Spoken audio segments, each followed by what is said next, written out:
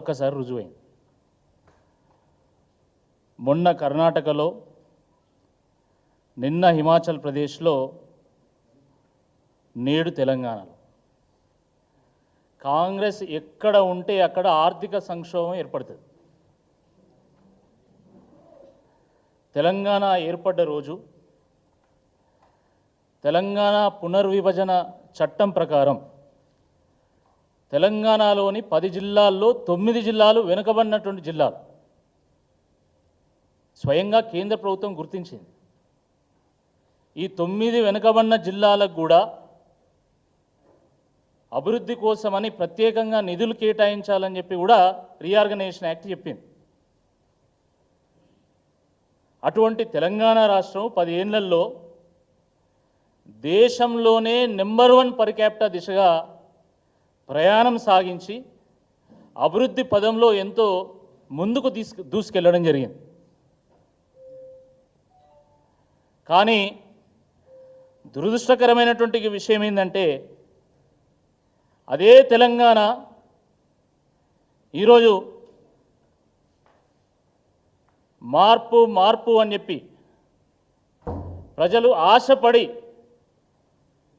కాంగ్రెస్ పార్టీకి అప్పచెప్తే కాంగ్రెస్ వాళ్ళు పీకి పందిరేసిండ్రు, మొత్తం ఇప్పి కుప్పబెట్టిన రాష్ట్రాన్ని. ఈరోజు తెలంగాణ రాష్ట్రంలో రియల్ ఎస్టేట్ మొత్తం కుదేలైపోయింది. మీరు ఎవరినైనా అడగండి, ఈరోజు డెవలపర్లను కానీ బిల్డర్లను కానీ చేసినటువంటి లేఅవుట్లలో ఒక్కటి కూడా అమ్ముడు పోవడం లేదు, కట్టినటువంటి ఫ్లాట్లలో ఒక్కటి కూడా అమ్ముడు పోవడం లేదు.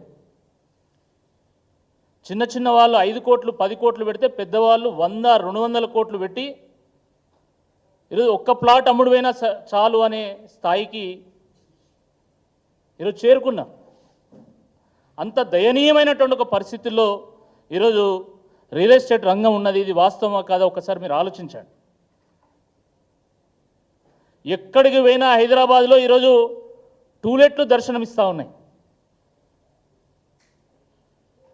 నేను మొన్న గచ్చిబౌలి చౌరస్తాకు పోయినా. గచ్చిబౌలి చౌరస్తాకు పోతే అక్కడ పాత బిల్డింగ్లకు కొత్త బిల్డింగ్లకు టూలెట్ బోర్డులు పెట్టింది. చాలా చోట్ల ఇదే పరిస్థితి. కాజాగూడలో సాయి ఐశ్వర్య రెసిడెన్సీ ఒక రెసిడెన్సీ ఉంది. అక్కడ ఒక అపార్ట్మెంట్ ఉంటే 8 ఫ్లాట్లు ఉంటే 3 టూలెట్ బోర్డులు పెట్టాను. సాధారణంగా హైదరాబాద్లో ఇల్లు కావాలంటే నెల రోజులు తిరగాలి. కానీ ఈరోజు ఎక్కడికి పోయినా కూడా టూలెట్ బోర్డులు దర్శనమిస్తూ ఉన్నాయి. ఇది వాస్తవమా కాదా ఒక్కసారి ఆలోచించండి. రియల్ ఎస్టేట్ అంటే ఇదేదో కేవలం వ్యాపారానికి సంబంధించినటువంటి అంశం కాదు. ఇది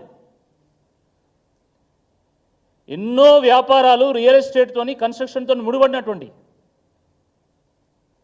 కొన్ని లక్షల మంది ఉపాధి పొందుతున్నటువంటి ఒక సెక్టర్ ఇది.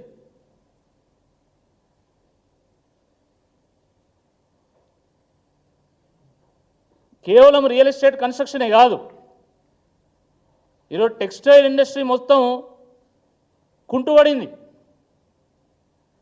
క్లాత్ షోరూమ్లు పెట్టుకున్నటువంటి వాళ్ళని అడగండి, మాల్స్ వాళ్ళని అడగండి, మొత్తం సేల్స్ పడిపోయినాయి, తలలు పట్టుకుంటున్నారు. హాస్పిటాలిటీ ఇండస్ట్రీ అదే పరిస్థితి. హోటల్స్ పెట్టుకున్నటువంటి వాళ్ళని అడగండి, రెస్టారెంట్లు పెట్టుకున్నటువంటి వాళ్ళని అడగండి, బార్లు పెట్టుకున్నటువంటి వాళ్ళని అడగండి. గతంలో రోజుకు 50,000 కౌంటర్ అయితే ఈరోజు 30,000 కౌంటర్ అయ్యేటువంటి పరిస్థితి కూడా లేదు.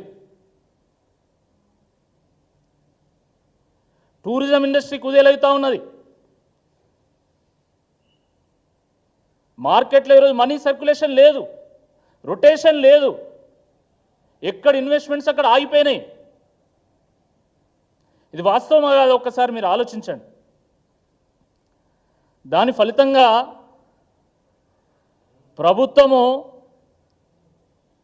ఈరోజు గ్రామ పంచాయతీ సిబ్బందికి 9 నెలల నుండి ఇప్పటివరకు జీతం ఇవ్వాలి. 9 నెలలైంది. పారిశుద్ధ్యం పడకేసింది కంప్లీట్గా. గ్రామాలు మురికి కూపాలుగా తయారవుతూ ఉన్నాయి.